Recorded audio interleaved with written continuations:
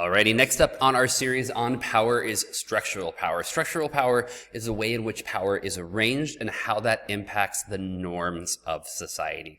So when we're talking about the idea of structural power, we're going to look at the writings and the work of Susan Strange. Now, Susan Strange is going to be a British scholar who publishes 4 dimensions of structural power in her 1988 publication known as States and Markets. The first structure of power that she discusses is the idea of security. The second structure is going to be the idea of finance. The third is knowledge. And the fourth is production. So the argument here is that balance is needed in order for this structural power to exist. Okay, so number one, security. You need to be able to provide security of some form. If you do not have the ability to provide security, you really don't have that structural power. That is important to be present. You need the finance, so you need the monetary resources to provide that power. You need the knowledge and the ability to know what you're doing, and you need production. Again, you need to be able to produce stuff. Now, historically, production and finance have been kind of brought together. Strange is going to divide those two because the argument is you can produce without having the finances. So that is going to be also important to understand. So really think about these as 4 separate planks of wood that would all kind of fold up in on itself. It's like a pyramid that I decided to go from the top and peel down. If you were to peel those up together, it would all lie on one another. If one were to fall, the entire thing would fall down. So in order to have this structural power, you really need to have these different things all in place. The next one we're going to talk about is the idea of relational power.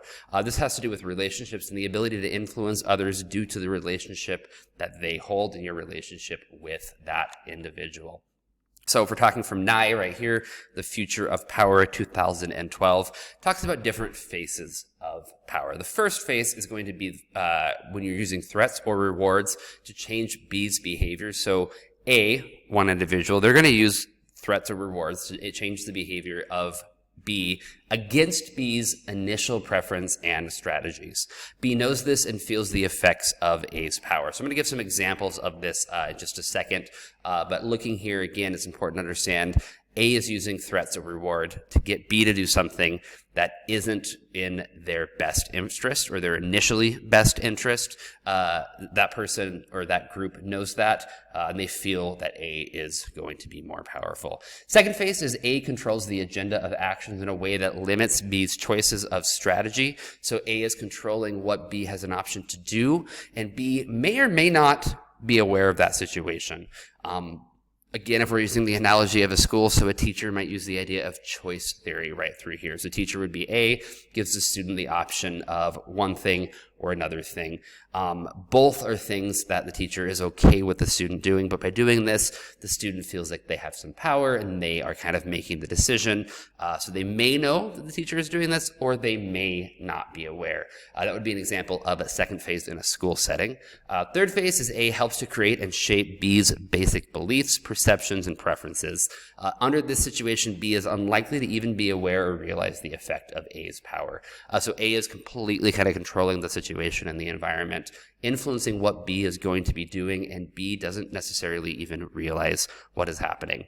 First phase, a lot more kind of in your face, no pun intended right through there. Second phase, they may or may not know. Third, the person being influenced really has no knowledge of that influence as well. Some real life practical contemporary examples of this. Number one, an example of first phase would be the United States using its veto power on the United Nations Security Council resolution when there was a resolution in 2011 that would condemn Israeli settlements in the West Bank, so Palestinian area. The United States was the only nation of all members of the Security Council to vote against this resolution. They did so because of their close relationship with the Israelis. By doing this, it was an expressed amount of power that the United States had, and they've used this power expressly to get what they want. The United Nations Security Council, therefore, could not pass this resolution, even though everyone else had the idea of passing this resolution and wanted to. The U.S.'s power was enough to stop that from happening. You see examples of this frequently when we talk about the UN Security Council. with different nations taking this veto power, particularly the United States and the Russians as well. Second phase would be GCC, Gulf Cooperation Council, military involvement in Yemen. So you've got the civil war and the conflict with the Houthis going on in Yemen. The Saudis, kind of the most powerful group of the GCC, so this would be the Saudis, Bahrain, Kuwait, the United Arab Emirates, Oman, and then Qatar, members of the GCC, going to get involved and send in a military force to fight the Houthis in Yemen. The Saudis are really the ones who wanted to do this. By doing this, again, they share a border with the Yemen, the Houthis. By doing this, they're really drawing the others in. So countries like the UAE or Bahrain would be sending soldiers to fight in this conflict, largely because they're a part of this military and economic alliance in the GCC. So they're getting involved, even though it doesn't directly necessarily influence them. They're being influenced by an outside group. They may know that, they may not know that, and they're just going along with it. Third phase would be the United States' promotion of democracy in Iraq post-2003 invasion. So as we know from history, the U.S. invaded Iraq in 2003, removed Saddam in support of the idea of building a democracy in that country, which has been successful to a point, but also not to a point. Whether or not I hear people arguing and advocating for Iraqi democracy, not necessarily understanding and realizing that this is largely coming from the U.S. invasion. Obviously, there were some people who probably wanted this anyways, but the real effect of it would be this. You could look at a similar situation with the promotion of democracy in Afghanistan. You could look at a similar situation with there's a number of different situations. Any kind of an idea of this, spreading a certain ideal. We want this, therefore this is what we're going to have. If you look again throughout the Middle East, you have the Saudis being the first to come out with a Vision 2030. So here's how we're going to modernize our country, move away from oil, and you see other countries in the region doing the same kind of thing.